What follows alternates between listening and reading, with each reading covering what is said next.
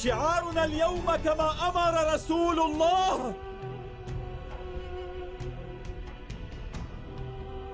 أحد أحد.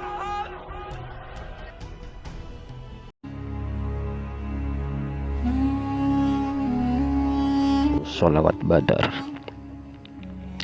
Dari orang tua hingga para muda belia, dari kalangan kiai, priai, santri, hingga masyarakat awam, dari para munsyid hadroh hingga para penyanyi yang wajahnya saban hari menghiasi layar televisi, semua hafal sholawat ini, sholawat Badar.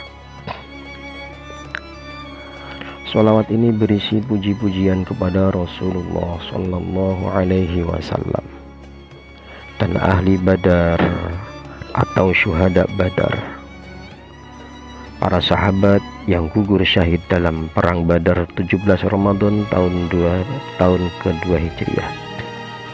Dalam peperangan ini, pasukan Islam menorehkan kemenangan gemilang melawan pasukan kafir Mekah. 14 sahabat Nabi gugur dalam peperangan ini. 6 orang dari kalangan Muhajirin dan 8 orang dari kalangan Ansor. Tahukah Anda siapa pencipta sholawat Badar? Beliau adalah Kiai Ali Mansur, cucu dari Kiai Haji Muhammad Siddiq Jember. Kiai Ali Mansur menciptakan sholawat ini pada tahun 1960. Saat itu beliau menjabat sebagai Kepala Kantor Departemen Agama Banyuwangi, Jawa Timur, sekaligus Ketua Pengurus Cabang Nahdlatul Ulama atau PCNU di kota yang sama. Buku antologi NU, sejarah, istilah, amaliyah, dan uswah mencatat bahwa proses terciptanya sholawat ini penuh dengan misteri dan teka-teki.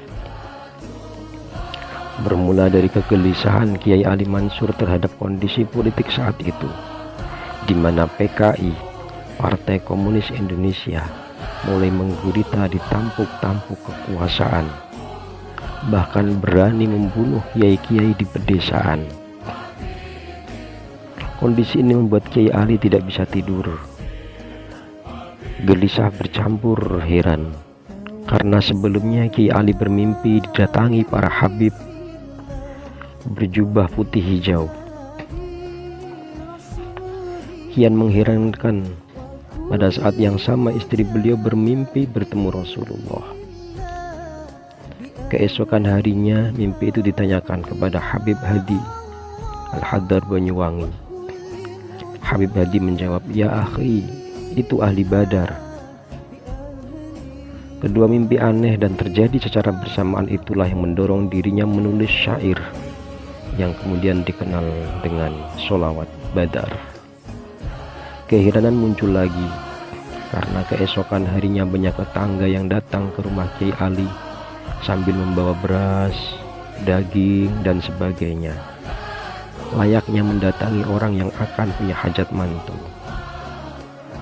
Mereka bercerita bahwa pada pagi-pagi buta, pintu rumah mereka didatangi orang berjubah putih yang memberitahukan di rumah Kiai Ali Mansur akan ada kegiatan besar. Mereka diminta membantu, maka mereka pun membantu sesuai kemampuan masing-masing. Siapa orang yang berjubah putih itu? Pertanyaan itu terus mengiang dalam benak Kiai Ali tanpa jawab. Saat pagi, gerombolan habaib berjubah putih hijau dipimpin Habib Ali bin Abdurrahman Al-Habsyi dari Kuitang, Jakarta, datang ke rumah Kiai Ali Mansur. Para habaib lain yang hadir adalah Habib Muhammad bin Ali Al-Habsyi Kuitang, Habib Salim bin Jindan, Habib Ali bin Husain Alatos Bungur, Habib Ahmad bin Ghalib Al-Hamid Surabaya, Habib Umar As-Segaf Semarang, dan banyak lagi habaib lainnya pada waktu itu. Setelah berbincang basa-basi sebagai pengantar, membahas perkembangan PKI dan kondisi politik nasional yang semakin tidak menguntungkan, Habib Ali menanyakan topik lain yang tidak diduga oleh Kiai Ali. "Ya akhi, mana syair yang ente buat kemarin? Tolong ente bacakan dan lakukan di hadapan kami ini. Tentu saja Kiai Ali terkejut, sebab Habib Ali tahu apa yang dikerjakannya semalam. Namun ia memaklumi mungkin itulah karomah yang diberikan Allah kepadanya. Sebab dalam dunia kewalian pemandangan seperti itu bukanlah perkara yang aneh dan perlu dicurigai. Segera saja Kiai Ali mengambil kertas yang berisi sholawat badar hasil gubahannya semalam, lalu melakukannya di hadapan mereka. Di tengah alunan suara sholawat badar itu, para habib mendengarkannya dengan khusyuk. Tak lama kemudian mereka meneteskan air mata karena haru.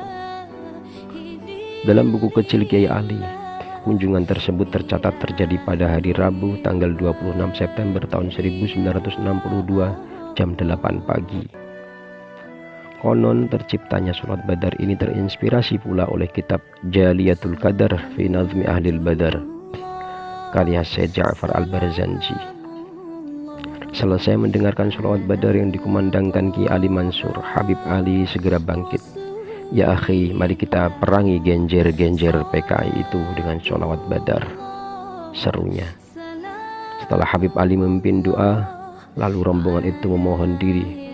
Sejak itulah terkenalah sholawat badar sebagai bacaan warga NU untuk membangkitkan semangat perjuangan.